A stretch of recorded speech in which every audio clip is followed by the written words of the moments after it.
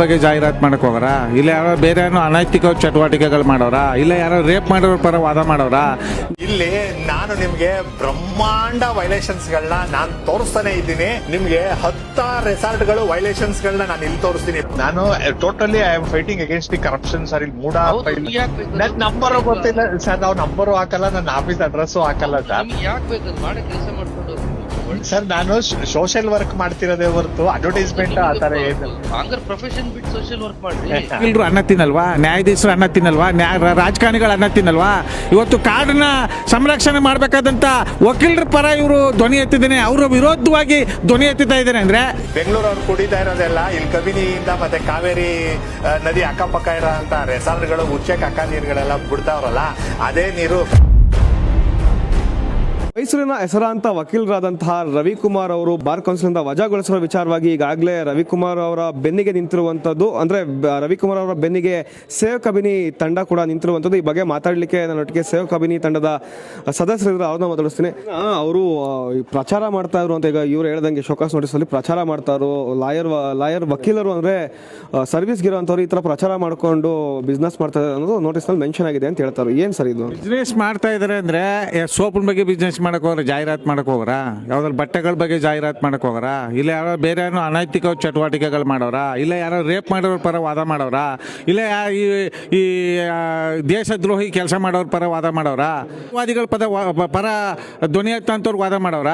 ಅವರು ವಾದ ಮಾಡ್ತಿರ್ತಕ್ಕಂಥದ್ದು ಸೇವ್ ಕಬಿನಿ ಜಲಾಶಯ ಉಳಿಬೇಕು, ಮುಂದಿನ ಪ್ರಕೃತಿ ಹಾಳಾಗ್ತಾ ಇದೆ, ಸರ್ವನಾಶ ಆಗ್ತಾ ಇದೆ, ಅದನ್ನು ಉಳಿಬೇಕು. ಬಂಡ ರಾಜಕಾರಣಿಗಳು ಜನಗಳ ಹೋರಾಟಗಾರನ ಹತ್ತಿಕ್ತಾ ಇದ್ದಾರೆ, ಆ ಹೋರಾಟಗಾರರಿಗೆ ಬೆಂಬಲವಾಗಿ ನಿಲ್ಲಬೇಕು ಅಂತ ಬಂದಿರತಕ್ಕಂಥ ವಕೀಲರದೇ ತಪ್ಪಾದರೆ ಹಂಗಾರೆ ಸಂವಿಧಾನ ಯಾವ ರೀತಿ ದುರ್ಬಳಕೆ ಮಾಡ್ಕೊತಾ ಇದ್ರಿ ನೀವು ಸಂಘಟನೆಯಿಂದ? ಬಾರ್ ಕೌನ್ಸಲಿಂಗಿಂದ ಇವ್ರನ್ನ ಒಚ್ಚಟನೆ ಮಾಡಿದ್ದೀನಿ ಅಂತ ಹೇಳಿದ್ರಲ್ಲ, ಅವ್ರಿಗೆ ಕಾನೂನಾತ್ಮಕವಾಗಿ ನೋಟಿಸ್ ಇಶ್ಯೂ ಮಾಡಿದ್ದೀರಾ? ಅವ್ರನ್ನ ಏನಾರು ಮಾತುಕತೆ ಮೂಲಕ ಚರ್ಚೆ ಮಾಡಿದ್ರಾ? ಅವ್ರು ನಿಮ್ಮ ಚರ್ಚೆಗೆ ಏನಾದ್ರು ವಿರೋಧ ಮಾಡಿದ್ರಾ? ಅದರಿಂದ ನೀವು ಅವ್ರನ್ನ ಉಚ್ಚಾಟನೆ ಮಾಡಿದ್ರಾ? ನಾಚಿಕೆ ಆಗಲ್ಲ ಈ ರೀತಿ ಮಾಡೋಕ್ಕೆ? ಅಲ್ಲ ರೀ, ಅವರೊಬ್ಬರು 100 ಜನ ಸತ್ರು ಕಣ್ರೀಗ, ರೈತರು 100 ಜನ ಸತ್ರು.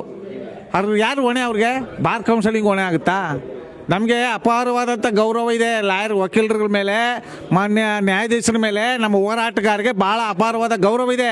ಇತ್ತೀಚೆಗೆ ಕೆಲವು ವಕೀಲರು ನಡ್ಕೊಳ್ತಾ ಇರೋ ರೀತಿ ನೋಡಿದ್ರೆ ನೀವು ಸಂವಿಧಾನ ವಿರೋಧಿ ಕೆಲಸ ಮಾಡ್ತಾ ಇದ್ದೀರಾ, ಕಾನೂನು ವಿರುದ್ಧ ಕೆಲಸ ಮಾಡ್ತಾ ಇದ್ದೀರಾ, ರಾಜಕಾರಣಿಗಳ ಒತ್ತಡಕ್ಕೆ ಕೆಲಸ ಮಾಡ್ತಾ ಇದ್ದೀರಾ ಅಂತ ನಮಗೆ ಮೇಲ್ನೋಟ ಕಾಣ್ತಾ ಇದೆ. ಇವತ್ತು ಮೈಸೂರು ವಕೀಲರು ಯಾರ ಪರ ಧ್ವನಿ ಎತ್ತಿದ್ದಾರೆ? ಯಾರು ಅಕ್ರಮ ರೆಸಾರ್ಟ್ಗಳು ಕಟ್ಕೊಂಡಿದ್ದಾರೆ? ಯಾರು ಕಾವೇರಿ ನೀರಾವರಿ ನಿಗಮದಲ್ಲಿ ಇರ್ತಕ್ಕಂಥ ಭೂಮಿಯನ್ನು ವಶಪಡಿಸ್ಕೊಂಡು ಒತ್ತುವರಿ ಮಾಡ್ಕೊಂಡಿದ್ದಾರೆ? ಅವ್ರ ಪರ ತಾನೇ ಧ್ವನಿ ಎತ್ತಿರೋದು, ಅವ್ರ ವಿರುದ್ಧ ತಾನೇ ಧ್ವನಿ ಎತ್ತಿರೋದು. ಅಂಥವ್ರಿಗೆ ಬೆಂಬಲವಾಗಿ ನಿಲ್ಲಬೇಕಾದಂಥ ಬಾರ್ ಕೌನ್ಸಲಿಂಗು ಇವತ್ತು ಅವ್ರನ್ನ ಏಕಾಏಕಿ ವಜಾಗೊಳಿಸಿದ್ದೀವಿ ಅಂದರೆ ಏನಿದು ಇವ್ರ ತಾತನ ಮನೆದ ಸಂವಿಧಾನ? ಯಾರ್ದು ಸಂವಿಧಾನ? ನಾವು ಮಾನ್ಯ ಬಸವರಾಜ್ ಅವರು ದಕ್ಷ ಬಸವರಾಜ್ ಅಂತೇಳಿ ಮೆನ್ಷನ್ ಮಾಡಿದಿರಲ್ಲ, ನೀವೇ ಖಾಸಗಿ ಅಷ್ಟು ಸೆಲ್ಫಿ ತಗೊಂಡು ಯೂಟ್ಯೂಬ್ ಚಾನಲ್ಗಳು ಮಾಡ್ಕೊಂಡಿದ್ದೀರಿ. ಇದು ನಿಮ್ಮ ಧಕ್ಕೆ ತರಲ್ವಾ? ಇದು ಸಂವಿಧಾನ ವಿರೋಧಿ ಕೆಲಸ ಅಲ್ವಾ?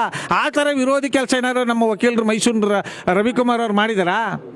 ಅವರು ಇವತ್ತು ಸೇವ್ ಕಬಿನಿದ ಬಗ್ಗೆ ಅವ್ರೇನಾರು ಅವ್ರಿಗೆ ಸ್ವಂತ ಚಾನಲಲ್ಲಿ ಯೂಟ್ಯೂಬಲ್ಲಿ ಹಾಕೊಂಡಿದಾರಾ?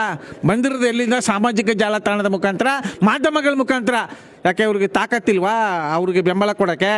ಹಂಗಾರೆ ಇವ್ರ ಮಕ್ಕಳು ಇವತ್ತು ಇದೇ ರೀತಿ ಇವರು ಅನ್ಯಾಯ ಅಕ್ರಮಗಳು ಮಾಡೋರ ಮೇಲೇ, ಅಕ್ರಮವಾಗಿ ರೆಸಾರ್ಟ್ಗಳು ಮಾಡ್ಕೊಂಡಿರೋ ಮೇಲೇ ಇವರು ಪರ ವಿರೋಧ ಮಾಡೋರು ಇದ್ದರೆ ನಾಳೆ ಇವ್ರ ಮಕ್ಕಳ ಕತೆ ಏನು? ವಕೀಲರು ಅನ್ನ ತಿನ್ನಲ್ವಾ, ನ್ಯಾಯಾಧೀಶರು ಅನ್ನ ತಿನ್ನಲ್ವಾ, ರಾಜಕಾರಣಿಗಳು ಅನ್ನ ತಿನ್ನಲ್ವಾ? ಇವತ್ತು ಕಾಡನ್ನ ಸಂರಕ್ಷಣೆ ಮಾಡಬೇಕಾದಂಥ ವಕೀಲರ ಪರ ಇವರು ಧ್ವನಿ ಎತ್ತಿದ್ದೇನೆ, ಅವರ ವಿರೋಧವಾಗಿ ಧ್ವನಿ ಎತ್ತಿತಾ ಇದ್ದೇನೆ ಅಂದರೆ ಇವರು ಯಾವ ಸಂವಿಧಾನದ ಪರ ಕೆಲಸ ಮಾಡ್ತಾ ಇದ್ದಾರಾ?